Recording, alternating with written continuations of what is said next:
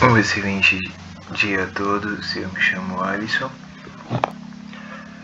sou bacharel em Psicologia pelo Centro Universitário do Distrito Federal, tenho pós-graduação em Psicologia da Saúde Hospitalar, atualmente faço especialização em Neuropsicologia e Análise Aplicada do Comportamento. Vou estar lecionando a matéria de Gestão e Processos de Trabalho no Cotidiano.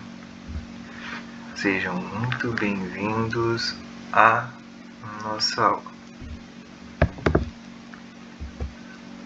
Na aula passada trabalhamos a questão da conceituação histórica. Como o trabalho ele sempre foi visto ligado ao sofrimento. Ele começou a ideia original como um castigo pelo pecado das pessoas. Na Grécia Antiga, o trabalho ele era delegado ou deixado para os escravos, assim como no Império Romano. E na Grécia Antiga só era considerado virtuoso os trabalhos que utilizavam o raciocínio, a lógica, o pensamento. Todo trabalho que ele fosse manual, ele era delegado aos escravos. Com o tempo, a questão da concepção relativa ao trabalho ela foi se alterando. E dentre uma das principais análises que surgiram com relação ao mundo do trabalho, podemos citar Karl Marx. Ele partiu da ideia de que existe o exército industrial de mercado, ou seja, na premissa dele, o capitalismo ele precisaria de que um conjunto de pessoas estivessem desempregadas e essas pessoas elas teriam qualificações para exercer as funções de quem eventualmente está empregado. Ou seja, quanto mais pessoas são formadas em uma determinada área, mais pessoas existem disponíveis para substituir as pessoas que trabalham. Ou seja, aquelas pessoas que estão exercendo a atividade, elas muitas das vezes acabam aceitando jornadas de trabalho, estruturas de trabalho, ou se sujeitam a determinadas situações justamente porque podem facilmente ser substituídas. Ao mesmo tempo, ele postulava a ideia de quanto mais específico, quanto mais exclusivo é aquilo que a pessoa é, mais valor tem a sua força de trabalho. Pense em uma cidade, por exemplo, que não tenha mecânico. Se surgir um mecânico naquela cidade, ele vai poder estipular o preço que eventualmente ele quer, por ser o único a oferecer serviço de conserto de carro nessa cidade. Ou seja, quando o trabalho da pessoa ele é exclusivo, existe a tendência de valer mais. Mas ao mesmo tempo, a partir do momento que se populariza uma formação acadêmica, automaticamente os valores a serem pagos tendem a ser em via de regra menor. Ele também partiu ou postulou a ideia do conceito de mais-valia, que é quando o indivíduo ele exerce seu trabalho e recebe menos do que aquilo que ele produziu. Ou seja, as pessoas elas não são pagas proporcionalmente com base naquilo que elas fazem ou naquilo que elas produzem. Além disso, ele partiu da ideia do conceito de alienação, ou seja, que os indivíduos eles desconhecem o processo do trabalho. Se você pensar anteriormente em uma concepção histórica, as pessoas eram responsáveis por fazer todo o processo de produção. Isso está muito ligado à ideia da manufatura. Só que com a questão da Revolução Industrial, automaticamente todo o processo ele passou a ser fragmentado. Pensa, por exemplo, na própria medicina. Anteriormente, os médicos que eram clínicos gerais, eles conseguiam resolver toda e qualquer demanda que existia de saúde. Só que pela fragmentação do conhecimento, hoje em dia, se uma pessoa ela tem algum problema de ordem alimentar, muitas das vezes o clínico geral, ao invés de analisar e avaliar e fazer um diagnóstico sobre o que a pessoa tem, ele acaba encaminhando essa pessoa para um gastro. Ou seja, acaba que muitas das vezes o trabalho que ela é realizado por um profissional acaba sendo delegado para outros profissionais. E sem levar em consideração, claro, a questão da influência que o marxismo teve no processo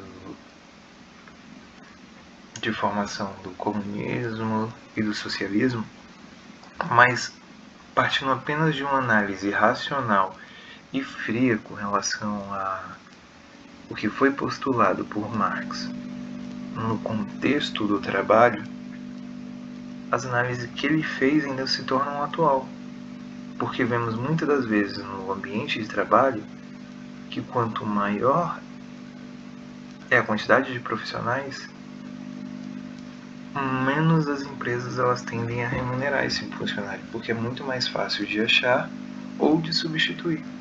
Ou seja, o próprio valor do trabalho que é atribuído, ele tende a valer menos do que anteriormente valia.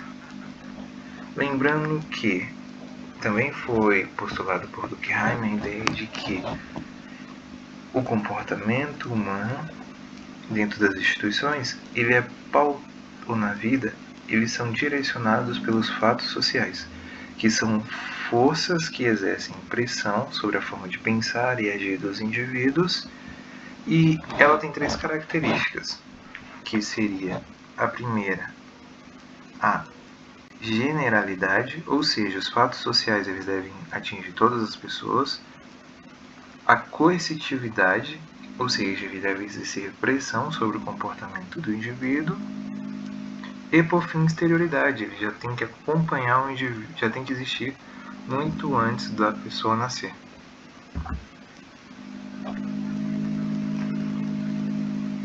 Lembrando que o principal objetivo do trabalho é garantir a produção para o uso coletivo do Estado, sendo o trabalhador considerado não isolado, mas dentro de uma comunidade.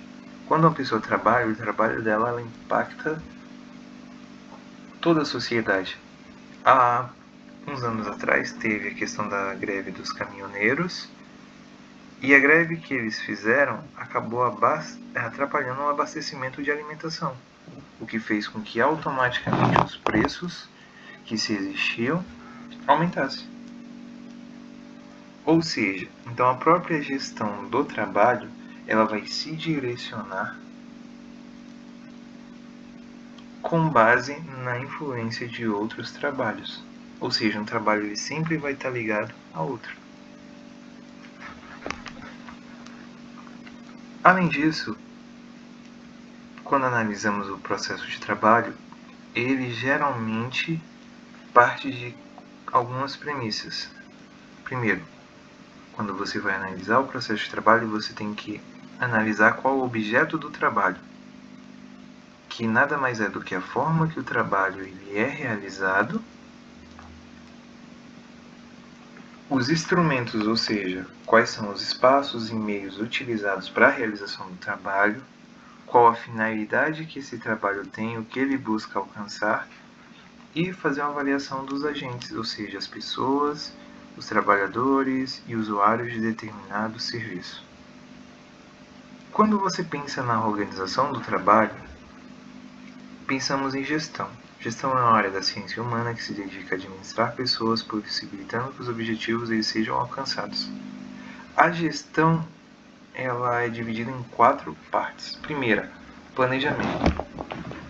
É a parte responsável por fazer uma análise, definir quais são os objetivos e metas e pensar em formas de alcançar. Ou seja, quando pensamos na análise do profissional que é responsável pelo registro de informação em saúde, os objetivos do seu trabalho é justamente sistematizar um conjunto de informações que tem como finalidade auxiliar no processo de diagnóstico de outros profissionais. Ou seja, quanto mais rápido os profissionais tiverem acesso a essas informações, mais fácil é para que possa ser feito o diagnóstico e para que possa ser feito as intervenções. Depois do planejamento, você vai organizar, que seria a forma de dispor um sistema para atingir os resultados objetivos. Seria as ações que você vai adotar para que possa conseguir fazer o seu trabalho. O terceiro passo seria dirigir, ou seja, você tem que mobilizar as pessoas do seu trabalho a fim de que elas comprem as ideias que estão sendo implementadas e possa trabalhar com base em um objetivo comum. E por fim, controlar, que é a etapa de avaliar aquilo que foi feito, avaliar o processo de trabalho. Então, tudo isso é feito. Lembrando que gestão de pessoas ela serve para coordenar as atividades a serem realizadas, a fim de otimizar os resultados através da melhoria do processo. Isso é feito através do diagnóstico, no qual é feita a avaliação do processo de trabalho, das atividades que são exercidas e dos funcionários. É feito um desenho, que no caso é o planejamento.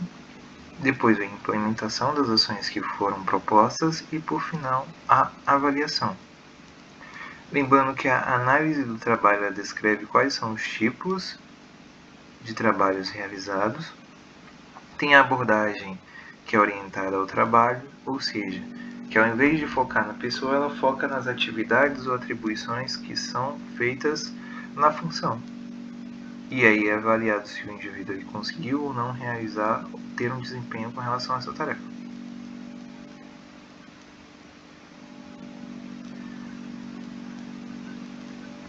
Também é importante pensar que a análise do trabalho é um método para descrever diferentes tipos de trabalho e os atributos necessários para realizar.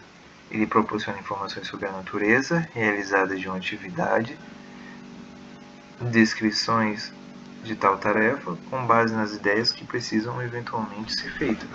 Ou seja, a gestão do trabalho ela permite não apenas identificar quais são as atribuições que um determinado funcionário tem, identificar quais são as características e comportamentos que essa pessoa tem, quais são os seus pontos fortes e seus pontos fracos, aquilo que ele é capaz ou não de fazer e de que forma o seu trabalho ele pode contribuir para o bem-estar coletivo dos trabalhadores. Ou seja, a gestão do processo de trabalho ela tende a ser de suma importância para que se consiga alcançar o resultado. É através da gestão das informações que são produzidas dentro do ambiente hospitalar que profissionais de distintas áreas conseguem identificar de forma mais rápida quais são as necessidades dos pacientes, aquilo que eventualmente eles têm e de que forma eles se sentem, assim podendo implementar ações de saúde que possam melhorar a qualidade de vida. Então, gerir os recursos e as informações dentro de um contexto hospitalar é de suma importância para todos os indivíduos. Eu agradeço pela atenção de todos, por terem assistido essa aula. Daremos continuidade a partir da próxima aula. Um excelente dia a todos e